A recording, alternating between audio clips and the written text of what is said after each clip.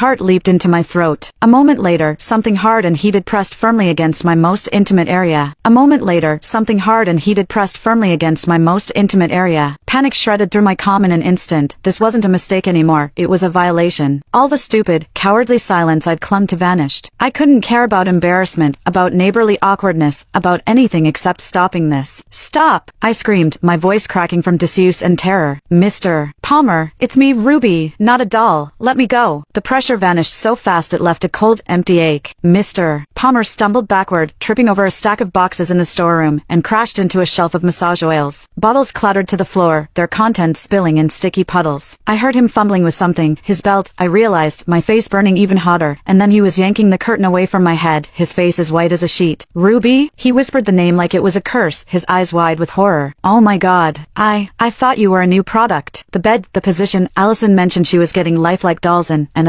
I'm so sorry. I didn't mean to. Save it. I snapped, twisting my wrists against the rubber restraints. They were still tight, the bed's mechanism unyielding. This is a pleasure bed. The release button is on the side, black, about the size of a quarter. Find it. He scrambled to obey, his hands shaking so badly he fumbled the frame. His normally neat hair was disheveled, his shirt unbuttoned at the collar. I forced myself to look away, focusing on the ceiling instead of the way his hands trembled, the way he kept muttering apologies under his breath. The storeroom smelled like vanilla massage oil and panic, a sickening combination. Finally, there was a soft click. The restraints around my wrists went slack, and the bed's split frame slowly lowered, flattening out until I was lying on my stomach in a normal position. I didn't waste a second, yanking my underwear up, then my hot pants, my hands shaking so hard I could barely fasten the waistband. By the time I sat up, Mr. Palmer was standing across the room, his back to me, staring at the wall like it held the secrets of the universe. I'm leaving the payment on the counter, he said, his voice gruff, for the oil, and, for this. I'm so sorry, Ruby. I'll never set foot in this store again. I'll even move if you want. I can't believe I did this. I didn't answer. I was too busy trying to catch my breath, too busy fighting the tears that threatened to spill. He hesitated for a moment, then fled the storeroom, the bell above the shop door jangling as he left. The silence that followed was deafening. I stayed on the bed for a long time, my knees pulled to my chest, staring at the sticky oil stains on the floor. The embarrassment was a physical pain, sharp and unrelenting, but there was something else too, confusion. His comment earlier, about my backside reminding him of Ruby's. He'd known it was me, or at least, he'd suspected. How? The bell jangled again, and I jumped. Mom. I scrambled to my feet, brushing off my clothes, and hurried out of the storeroom just as she was carrying a stack of boxes through the door. Ruby, you're awake. She set the boxes down, wiping sweat from her forehead. Sorry I took so long. The supplier had a delay. Did Mr. Palmer stop by? He said he'd come to settle his bill for the antique vibrator he bought last month. My throat went dry. He was here. He